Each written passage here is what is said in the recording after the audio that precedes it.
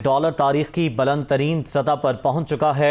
Interbank में dollar 1 रुपया 56 पैसे महंगा हुआ। इंटरबैंक में डॉलर 195 रुपये 74 पैसे पर बंद हुआ।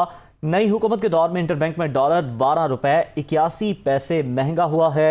ओपन मार्केट में डॉलर 2 रुपये 50 पैसे महंगा होने के बाद 199 रुपये पर फरोख्त हो रहा है, यानी कि डबल सेंचुरी के बिल्कुल करीब डॉलर पहुंच चुका है और ये बुलंद तरीन सतह है मुल्की तारीख की जहां पर डॉलर मौजूद है। इंटरबैंक में डॉलर 1 रुपया 56 पैसे आज के रोज महंगा हुआ। मजीद जान लेंगे, तारिक गौरी हमारे साथ मौजूद हैं। तारिक गौरी, बताइएगा क्या सूरत हाल है? डॉलर की डिमांड मुसलसल बढ़ रही है, जिसकी सबसे बड़ी वजह है कि डॉलर की डिमांड बहुत ज़्यादा है, जबकि इसकी जो डिमांड ज़्यादा है, जबकि इसकी फरहमी काफ़ी हद तक कम है।